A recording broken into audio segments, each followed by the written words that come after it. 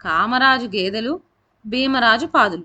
కాతేరు గ్రామంలో కామరాజు అనే కర్ణాల పిల్లవాడొకడు ఉండేవాడు. చిన్నప్పుడే తండ్రి పోయినందువల్ల చదువు సంధ్యలు ఏమీ అబ్బలేదు. వాడి తల్లి గౌరమ్మ, చదువుకోరా నాయన, చదువుకుంటే నీకు మంచి ఉద్యోగం వస్తుందిరా అని బతిమాలేది.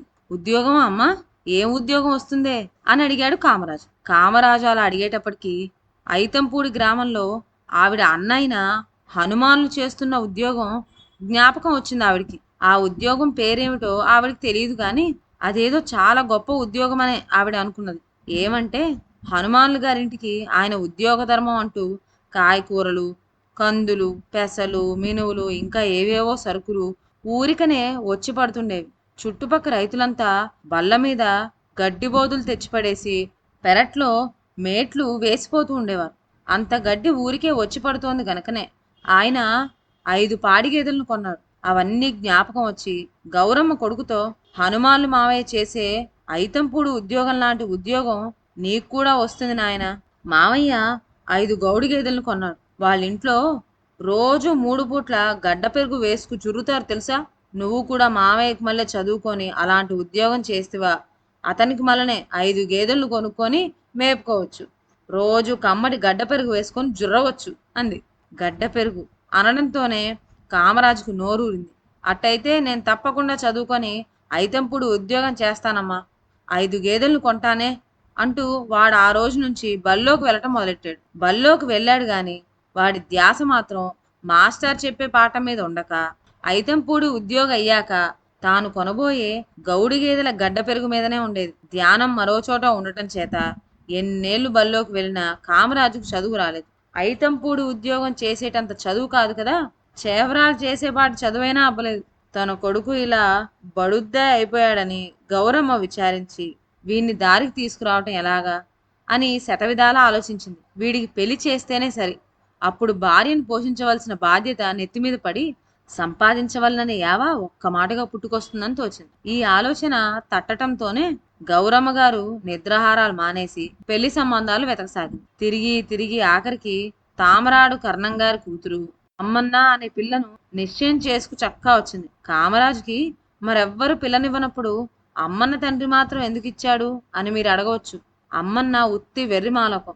దానికి ఎక్కడా పెళ్లి సంబంధాలు రాకనే కర్ణం గారు కామరాజు సంబంధం వచ్చి రావడంతో పెళ్లి నిశ్చయం చేశాడు. నిశ్చయమైన వారానికే ముహూర్తం పెట్టించి పెళ్లి చేసేశాడు. పెళ్ళాం కాపురానికి వస్తే కొడుక్కి బాధ్యత తెలిసొచ్చి సంపాదన మొదలెడతాడని కదా గౌరమ్మ కామరాజుకి పెళ్లి చేసింది. కానీ పెళ్లి చేస్తే కామరాజు సంపాదన లేదు సరికదా, పెళ్లి అయ్యి ఒక ఇంటివాణ్ణి అయ్యాను గనక నేను గొప్పవాన్నే అనుకొని ఇంట్లో కర్రపెత్తనం మొదలెట్టాడు. తల్లి మీద సాము చేయటం ఉండనే ఉన్నది. ఇప్పుడు కొత్తగా పెళ్ళాం మీద కూడా అధికారం చెలాయించడం మొదలెట్టాడు. మొగుడు కేకలు వేస్తున్నప్పుడు తెలివైన పెళ్ళాం ఆపితే మటుకు మాటా సమాధానం చెప్పకుండా ఊరుకుంటుందా? కానీ అమ్మన్న కుండ బద్దలు కొట్టినట్లు తనకు తోచినదే నిర్మోహమాటంగా చెప్పేసేది. హత్తరి, నాకు బదులు చెప్తావా అంటూ ఆ మూర్ఖ శిరోమణి ఆమె సిగ పట్టుకొని బాత్తూ ఉండేవాడు. ఇలా ఉండగా ఒకనాడు ఐతంపూడి నుంచి గౌరమ్మ గారింటికి ఒక శుభలేఖ వచ్చింది. హనుమాన్లు గారు రాసిన శుభలేఖ అది. ఆయన కొడుకు వీరభద్రుడికి పెళ్ళట. చెల్లెలు విని సంతోషిస్తుందని హనుమాన్లు గారు ఆ పసుపుబొట్ల కార్డులో కట్నం, కానుకలు వివరాలు కూడా రాశాడు. వీరభద్రుడికి 2000 రూపాయల కట్నం అట.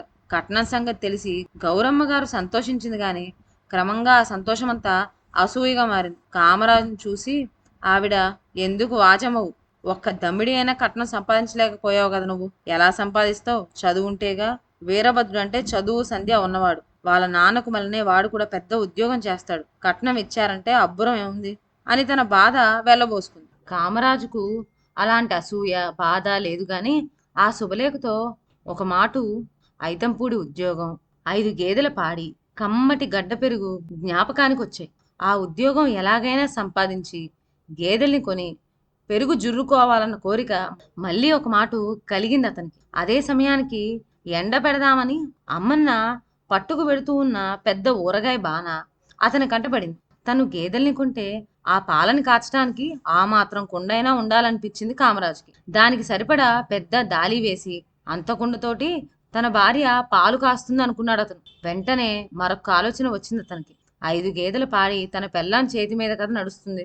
తన భార్యకు పుట్టింటి వాళ్ళంటే తగిన అభిమానం, మక్కువ కదా.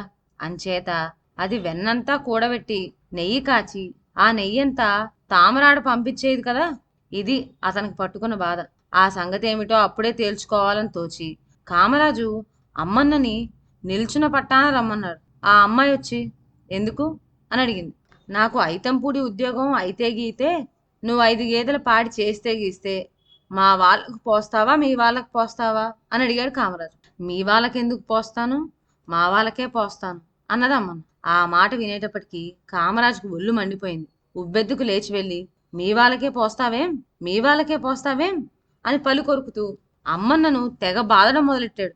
అమ్మన్న చేతిలో ఉన్న ఊరగాయ కుండ కింద పడి బడీలుమని ముక్కలు ముక్కలైపోయి ఊరగాయ అంతా నిలపాలై. అదే సమయానికి వాళ్ళ వీధి తలుపు కూడా బల్లుమని చప్పుడై తెరుచుకొని చెయ్యెత్తు మనిషి ఒకడు లోపల ప్రవేశించి పెళ్ళాన్ని బాతున్న కామరాజును జుట్టు పట్టుకొని కింద పడేసి గొడ్డును కొట్టినట్టు కొట్టడం మొదలెట్టాడు.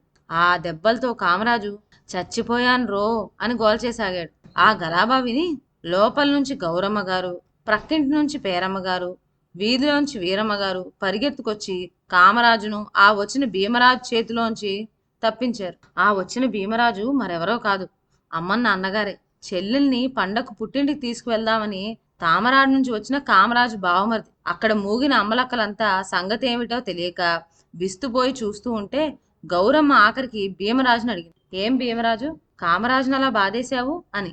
వీడు మా చెల్లెల్ని ఎందుకు బాతున్నాడో కనుక్కోని ముందు అన్నాడు భీమరాజు. ఏమిరా నాయనా, ఏమొచ్చిందిరా అన్న తల్లి. ఇంతకంటే ఏం రావాలే అమ్మ, గేదెలు పాడంతా తన వాళ్ళకే గాని మన వాళ్ళకి పోయిదట. ఇలా అన్నదాన్ని కొట్టాలా చీల్చాలా అన్నాడు కామరాజు పళ్ళు కొరుకుతూ. ఆ మాట విన్న పేరమ్మగారు గేదెల పాడి అంటావేంటి కామరాజు, మీకు గేదెలెక్కడివి అని అడిగింది. ఎక్కడివేమిటమ్మా, కొంటాను అన్నాడు కామరాజు తడుముకోకుండా. ఎలా కొంటావు, కొని ఎలా భరిస్తావు అని అడిగింది పేరమ్మ. ఎలాగేమిటి, ఐతంపూడి ఉద్యోగం వస్తే కావాల్సినంత డబ్బు, కావాల్సినంత గడ్డిని, ఆ డబ్బుతో గేదెలను కొని ఆ గడ్డితో మేపుకుంటాను అన్నాడు కామరాజు.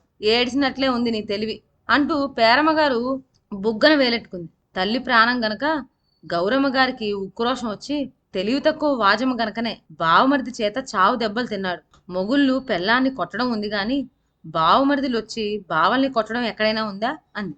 అప్పుడు భీమరాజు నవ్వుతూ, ఏమమ్మో గౌరమ్మత్త, నేను మా బావని కొట్టింది మా చెల్లెల్ని అతను కొట్టాడని కాదు, మా బచ్చలిపాదులు ధ్వంసం అయిపోయాయని కోపం కొద్ది కొట్టాను అన్నాడు. మీ బచ్చలిపాదులా, మీ పాదులు ధ్వంసం అయిపోతే మావాన్ని కొట్టడం ఎందుకు, ఇంతకు మీ ఇంట బచ్చలిపాదులు ఎక్కడున్నాయి అని నిలదీసి అడిగింది గౌరమ్మ. మా ఇంట్లో కాదు కదా, మా ఊళ్ళోనే లేవు బచ్చలిపాదులు. ఆ నేల మీద బచ్చలి ఎదగనే ఎదగదు. ఆ గ్రామం నుంచి మీ ఊరికి మకాం ఎత్తేస్తున్నాను. నేను ఇక్కడ కాపురం పెట్టి దొడ్డంతా పందిళ్లు వేసి నాకెంతో ఇష్టమైన పెరుగు బచ్చలు పాకిస్తాను. ఆ పెట్టబోయే బచ్చల పాదులను నీ కొడుకు కొనబోయే గేదెలు వచ్చి మేసిపోతాయనే ఉద్దేశంతో నేను వాణ్ణి కొట్టాను అన్నాడు భీమరాజు యుక్తిగా. భీమరాజు మాట విని అందరూ పక్కపక్క నవ్వటం మొదలెట్టారు.